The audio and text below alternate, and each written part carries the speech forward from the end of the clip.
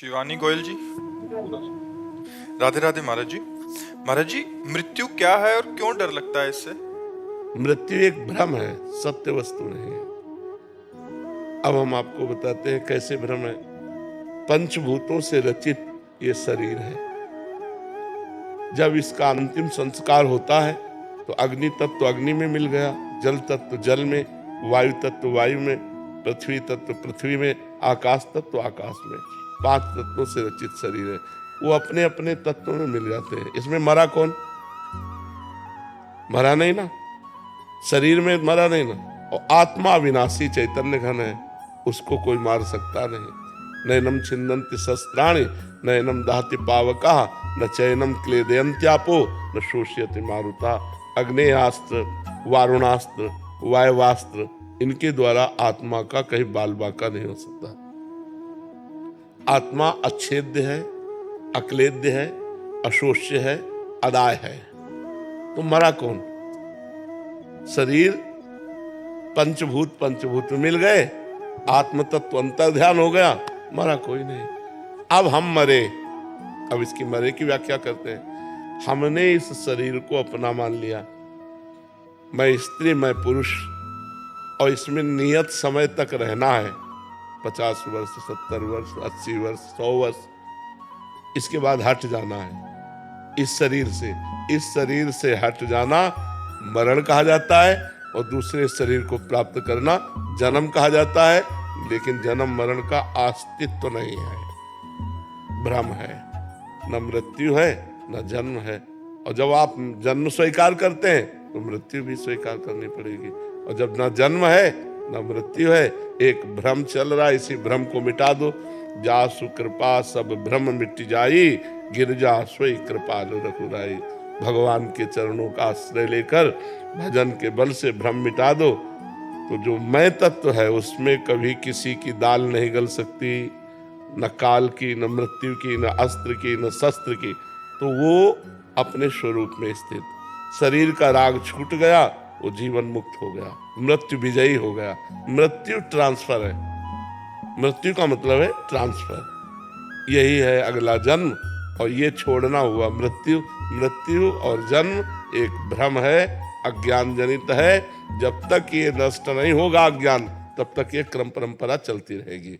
जैसे स्वप्न में एक आदमी समुद्र में डूब रहा है। अब उसके बचाने का उपाय क्या है? वो जोर से चिल्ला पड़ा, मैं डूब रहा हूं, बचाओ।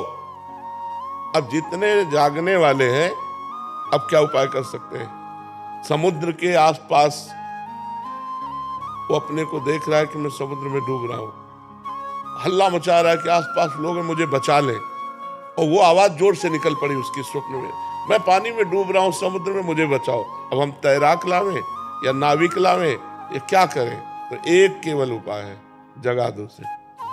जगा दो तो एक बूंद पानी नहीं था। जहां डूब के मर रहा था, एक बूंद पानी नहीं था, केवल स्वप्न था। नहीं तो मां कहूं मैं अनुभव अपना, सत हरि भजन जगत सब सपना। ये पहले रूप नहीं था, 60 वर्ष पहले ये रूप नहीं था। अब आगे पता नहीं कितने मिनट बाद ये रूप नहीं रहेगा। ये बीच में केवल भाषित हो रहा है, इसलिए सपना है। अगर ज्ञान के द्वारा देखो तो जैसे आपकी गाड़ी आपके पैसे के अनुसार है, ऐसे ये गाड़ी है। खूब बढ़िया दान पुण्य भजन किए हो तो तेजस्वी स्वरूप और रुपया पैसा खान पान सब दुनिया का वैभव सब सुख एकत्रित है। गाड़ी है, तुम थोड़ी हो। आत्मा तो जैसे हमारी वैसी चींटी की, जैसे हमारी वैसी सूअर की, जैसे हमारी वैसी चराचर जीव की। आत्मा तो एक ही है। अनेक शरीर दिखाई दे रहे हैं। जैसे सूर्य एक है और घड़े करोड़ों रखे हों तो करोड़ सूर्य भासते हैं, है नहीं, सूर्य तो एक है।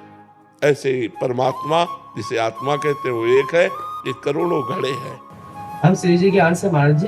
हाँ बच्चा, या आप जैसे कि हम श्री जी के अंश है, तो हम क्या श्री जी? अभी तुम शरीर धरा से बोल रहे हो, इसलिए समझ नहीं पाओगे कि तुम अंश हो। तुम बात जो कर रहे हो वो सुनी हुई बात कर रहे हो और शरीर धरा से बात कर रहे हो। अभी बात कर रहे हो ना शरीर धरा से, अभी तुम भगवत अंश में स्थित थोड़ी होके बात कर रहे हो। पहले भजन करो, भगवत अंश का अनुभव करो कि मैं हूँ, तब आगे की बात समझ में आ जाएगी। नहीं तो चाहे जितना ज्ञान बघारो, सुन के यहाँ से निकल जाएगा, कुछ पल्ले नहीं पड़ेगा। नाम जप करो, खूब माता पिता के चरण छुओ, बड़े बुजुर्गों की सेवा करो, खूब पढ़ाई करो, अच्छे से धन कमा करके परिवार की सेवा करो, बुद्धि शुद्ध हो जाएगी, आगे की बात समझ में आ जाएगी। बाप पंडित होता है तो बेटा भी पंडित ही होता है। तो ईश्वर अंश जीव अविनाशी, चेता नमल सहज सुख राशि। पर अपने को भूल चुके हो बच्चा, जब तक जानोगे नहीं, और वो जानना बिना साधना के नहीं हो सकता। ये कोई बातों से थोड़ी जाना जा सकता है, उसके लिए साधना करनी पड़ेगी। उसके जब करो, माता पिता की आराधना करो, बड़े बुजुर्गों की आराधना करो, सबका आशीर्वाद मिले, बुद्धि पवित्र हो, तब पवित्र बुद्धि में भगवत ज्ञान जागृत होता है।